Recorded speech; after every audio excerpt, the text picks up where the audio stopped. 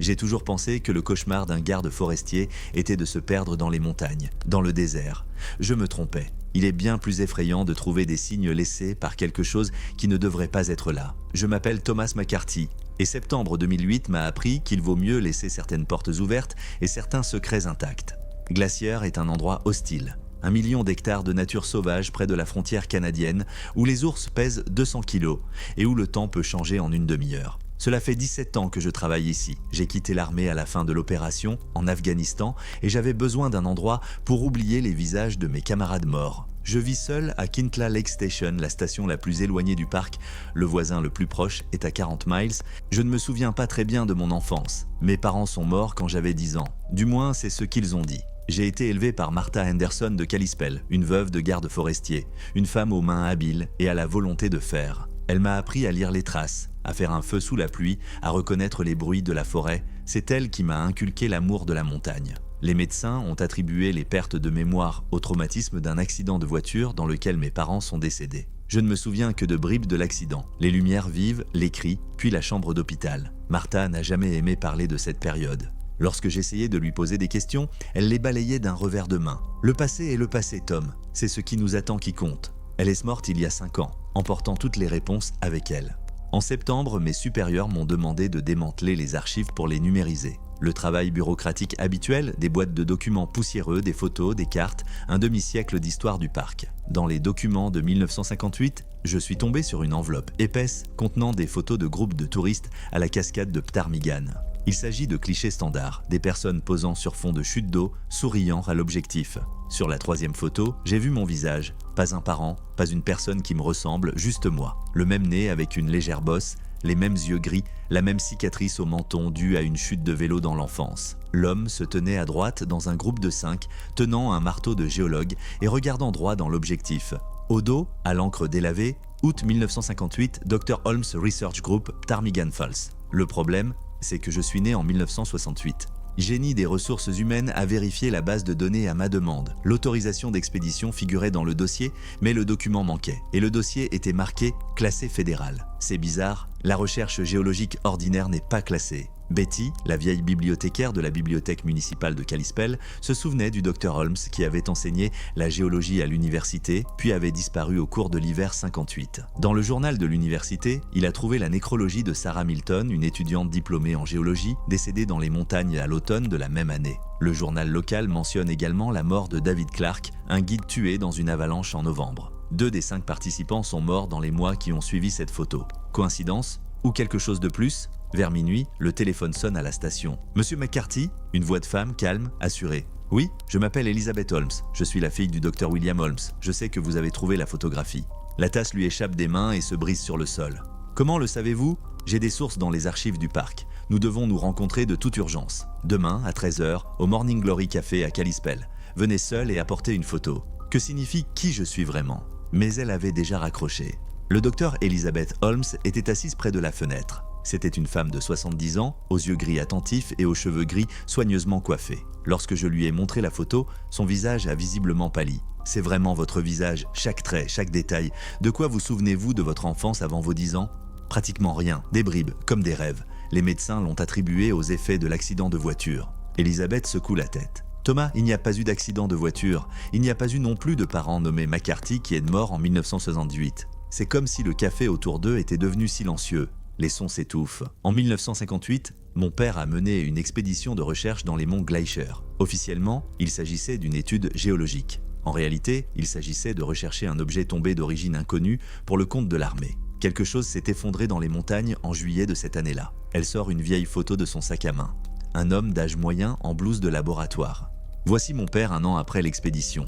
Il a eu 51 ans en août 58. Sur cette photo, il a l'air d'avoir 35 ans tout au plus. Il a gardé cette apparence jusqu'à sa mort en 1994. Qu'est-ce que tu veux dire ? L'expédition a trouvé la source de quelque chose d'incroyable. Quelque chose qui arrête ou ralentit le processus de vieillissement. Vous étiez là, Thomas, le vrai Thomas McCarthy, technicien de l'expédition, âgé de 30 ans. Et cet enfant qu'ils ont trouvé dans les bois en 1978, sans mémoire et sans identité. C'était vous aussi, seulement, c'était 20 ans plus tard, et tu avais l'air plus jeune d'une décennie. Elle se lève, laissant un billet de 20 sur la table. Si vous voulez connaître la vérité, demain à minuit, à la vieille scierie d'Echo Lake. Venez seul, et n'oubliez pas qu'il y a des hommes qui ont tué pour bien moins que cela. Je suis resté assise au café pendant une demi-heure, essayant de digérer ce que j'avais entendu. Si Elisabeth a raison, toute ma vie n'est qu'un mensonge soigneusement construit, une enfance dont je ne me souviens pas. Une mère adoptive qui aurait pu connaître la vérité, mais qui a gardé le silence. Le soir, j'ai décidé de vérifier au moins une partie de ses dires. Je me suis rendu à la mairie au service de l'état civil. L'employée, une femme âgée avec de grosses lunettes, a passé une demi-heure à parcourir le catalogue de fiches pour 1978. Très étrange, dit-elle enfin, il n'y a pas d'enregistrement de décès pour le couple McCarthy pour la 78e année. J'ai vérifié les années voisines aussi, rien. Et l'acte de naissance de Thomas McCarthy. Il existe une trace d'un certificat délivré en août 1978. Mais c'est vraiment inhabituel. De tels documents sont généralement délivrés à la naissance. 10 ans, c'est très long. Cela se produit généralement lorsqu'un enfant est retrouvé sans papier. 10 ans. C'est l'âge que j'avais quand j'ai été soi-disant adopté par Martha. J'ai appelé Jim Carter, un vieil ami de l'époque où il était en Afghanistan. Après l'armée, il est devenu shérif dans un comté voisin. Jim, peux-tu sortir la base de données des accidents de 1968 ? Je cherche un accident avec un mort, le couple McCarthy. Une seconde, Tom, j'ai vérifié toute l'année. Quelques accidents mortels, mais aucun avec ce nom de famille. Tu sais ce qui est intéressant ? Il y a un enregistrement d'un enfant trouvé dans la base de données pour le 78 août. Un garçon d'environ 10 ans, inconscient, trouvé dans les bois près d'Echo Lake. Il n'a pas été identifié. Echo Lake, l'endroit même où Elisabeth a pris rendez-vous. À 12h30, je me suis rendu à Echo Lake. La vieille scierie se trouvait sur la rive depuis les années 30, abandonnée depuis une trentaine d'années. Je me suis garé à une centaine de mètres du bâtiment et je suis monté. La porte en bois massif était légèrement entr'ouverte. À l'intérieur, quelqu'un attendait déjà. Mais pas Elizabeth Holmes. Un homme d'une soixantaine d'années, vêtu d'un coûteux manteau sombre, se tient au centre de la pièce. 2 hommes plus jeunes, vêtus de vestes noires, se tenaient à ses côtés. Leurs bras pendaient mollement le long de leur corps, mais ils dissimulaient manifestement des armes. « Monsieur McCarthy, nous nous rencontrons enfin en personne. Où est le docteur Holmes ? Dans un endroit sûr, pour l'instant. » L'homme fit un pas en avant. « Permettez-moi de me présenter. Daniel Gray. Je représente certaines parties intéressées. » Quel côté ? Ceux qui ont suivi les conséquences de l'expédition de 1958 depuis un demi-siècle maintenant. Nous savions que tôt ou tard, vous commenceriez à poser des questions gênantes. Gray sort de sa poche un paquet de cigarettes de luxe et s'allume tranquillement une cigarette. Thomas, vous n'êtes pas celui que vous croyez. L'expédition du Dr Holmes était en effet à la recherche d'un objet tombé au sol. Et ils l'ont trouvé dans l'épaisseur d'un glacier à 10 000 pieds d'altitude. Un disque métallique d'environ 6 pieds de diamètre, dont la température de surface est inférieure de 40 degrés à celle de la glace environnante. Et qu'est-il arrivé aux membres de l'expédition ? L'objet a émis une forme d'énergie inconnue. Il affecte les organismes vivants, ralentissant radicalement le processus de vieillissement. Mais il y avait un effet secondaire grave, la perte partielle ou totale de la mémoire. Le Dr Holmes est resté avec lui pendant plusieurs heures. Il a reçu une dose suffisante pour ralentir le vieillissement, mais a conservé sa mémoire. Sarah Milton et David Clark ont été exposés plus longtemps. Ils ont dû être neutralisés, vous les avez tués. Nous avons protégé la sécurité nationale et vous, Thomas, avez été trouvé juste à côté de l'installation. Inconscient, sans mémoire, mais vivant. Vous étiez là depuis des jours. Quelques jours, le sujet vous a affecté si intensément que votre âge biologique a littéralement reculé. Un homme de 30 ans est devenu un enfant de 10 ans, avec sa mémoire complètement effacée. Gray prend une bouffée. Nous vous avons observé pendant 30 ans, Thomas. Nous vous avons placé dans un foyer d'accueil, nous avons suivi votre développement, votre carrière. Vous êtes la seule personne au monde à avoir reçu une dose complète de radiation et à avoir survécu. Au fil des ans, nous avons reproduit les faits en laboratoire. Nous avons créé un groupe de personnes dont le vieillissement est retardé. Militaires, politiciens, scientifiques. L'un des gardes a fait un pas dans ma direction. Mais il y a un problème. L'effet est instable s'il n'est pas stimulé régulièrement. Tous les 10 ans, vous avez besoin d'une nouvelle dose. Votre prochain traitement est prévu pour demain. 30 ans, c'est exactement 3 cycles. Et si je refuse ? Répétez le sort de Sarah Milton et de David Clark. Gray a fait un signe de tête aux gardes. Ils se sont dirigés vers moi. J'ai reculé jusqu'à la porte latérale. Pensez-y, Thomas. L'immortalité pratique en échange de la coopération. Il s'est précipité vers la sortie. Derrière moi, il y avait des ordres et des bruits de bottes. J'ai sauté, j'ai couru vers la voiture. J'ai démarré au premier virage, j'ai mis les gaz. J'ai roulé sur les routes de montagne jusqu'à l'aube. Toutes les demi-heures, je m'arrêtais et j'écoutais pour voir s'il y avait une poursuite. Au matin, il était clair qu'il n'y aurait pas de retour en arrière. Gray et ses hommes ne s'arrêteraient pas. Pendant 3 jours, je me suis caché dans une station météorologique abandonnée près de la frontière canadienne. J'ai réfléchi à ce que Gray avait dit. S'il ne mentait pas, des dizaines de personnes dans ce pays dépendent de cette technologie. Tous prêts à tuer pour garder le secret. Le 4e jour, il se rend à Missoula, à l'université. Le professeur Anderson du département de géologie se souvient du Dr Holmes. Il avait disparu au cours de l'hiver 58. Sa fille, Elisabeth, est arrivée il y a 4 ans et a repris la plupart des archives de son père. Peu de choses ont survécu dans les archives du sous-sol. Des projets de conférences, de la correspondance et une lettre à un collègue datant de novembre 1958. Robert, notre découverte est plus dangereuse qu'il n'y paraissait. Ils ont pris des échantillons, des documents, des gens. Je crains pour Thomas et les autres. Si quelque chose arrive, n'oubliez pas que l'objet doit être détruit, pas étudié. Je me suis rendu à Seattle pour voir Elisabeth. La maison avait été fouillée, meubles déplacés, livres par terre, tableaux arrachés. Ils cherchaient quelque chose de précis. Il y avait une note avec mon nom sur le lit de la chambre. Thomas, aussi tu lis ceci, c'est qu'ils m'ont eu. Il y a une cachette au sous-sol derrière le chauffe-eau, prends tout.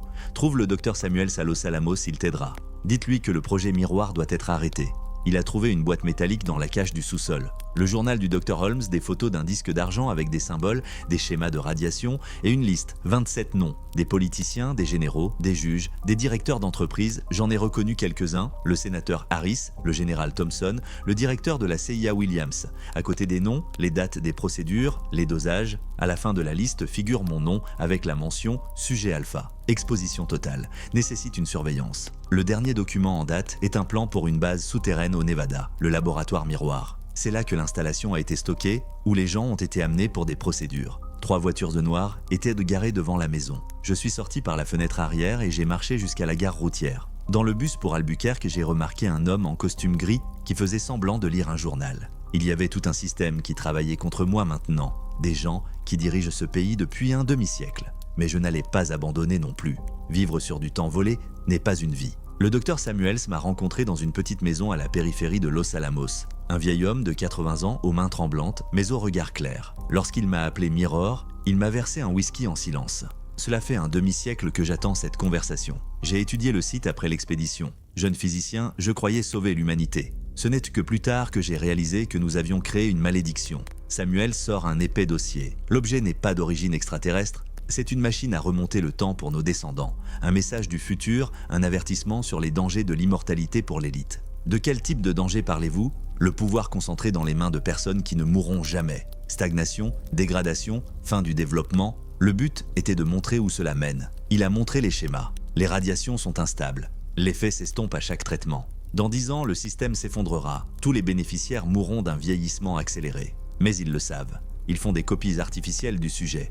Comment l'arrêter? Seulement en détruisant l'original. Sans lui, les copies ne fonctionneront pas. Samuels tente un appareil de la taille d'un talkie-walkie. Brouilleur de champ d'énergie. Connectez-le à l'émetteur, l'objet deviendra instable et explosera. Mais le processus doit être lancé manuellement et rester jusqu'à la fin. L'explosion couvrira tout dans un rayon d'1 kilomètre. Le lendemain, nous avons pris la route pour le Nevada. Samuel connaissait les vieilles routes du désert. La base se trouvait dans une partie reculée de la chaîne, sous terre. Ils ont attendu la relève de la garde et Samuels a désactivé certaines alarmes.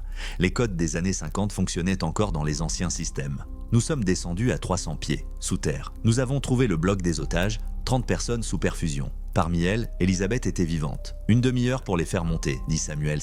Je vais au centre de soins. Je suis descendu encore plus bas. Une salle circulaire avec un disque d'argent au centre sous un dôme transparent. Les symboles à la surface du disque se colorent lentement. Tout autour se trouvaient des instruments, des moniteurs, des ordinateurs issus d'un demi-siècle de recherche. Le silencieux a été raccordé à l'émetteur principal. L'appareil s'insère parfaitement. Le compte à rebours s'est allumé sur l'écran. 10 minutes. Je me suis assis près du mur et j'ai sorti une photo de 1958.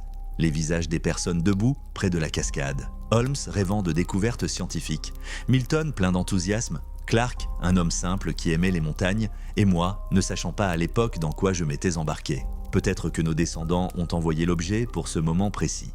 Pour que quelqu'un fasse le bon choix. 5 minutes. L'objet émettait des pulsations plus vives.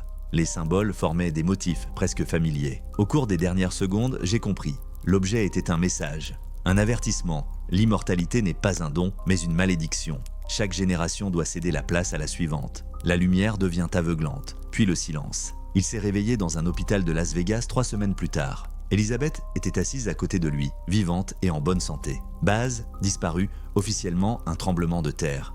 Elle a montré les journaux. Sénateur Harris, crise cardiaque, général Thompson, attaque cérébrale, directeur de la CIA, cancer dans 15 jours. Tous les membres du projet sont morts l'un après l'autre. Sans l'installation, le système s'est effondré. Leur corps ne pouvait ne plus supporter la jeunesse artificielle. Et moi? Cas particulier. Une dose complète administrée il y a 50 ans a stabilisé le processus. Vous vieillirez plus lentement que d'habitude, mais normalement. Un mois plus tard, il retourne à Glacier. Mes collègues me croyaient en vacances, je suis retourné au travail, à la montagne, au silence. Les touristes me posent parfois des questions sur la cascade de Ptarmigan. Je leur parle de la nature et de l'importance de protéger ce que nous avons. Je ne parle pas de la photo, elle a brûlé en même temps que la base, il vaut mieux enterrer certains secrets. Et certaines histoires doivent rester dans les mémoires, pour que les gens sachent que les ennemis les plus dangereux ne sont pas les ours et les avalanches. Ce sont ceux qui pensent qu'ils méritent plus de temps que la nature ne leur en a accordé. J'ai 40 ans, mais j'en parais 30. Je vivrai probablement plus longtemps que n'importe qui d'autre. Mais chaque jour, je me souviens que c'est une responsabilité, pas un privilège. Protéger ce qui est important, protéger les plus faibles et ne plus jamais consulter les archives.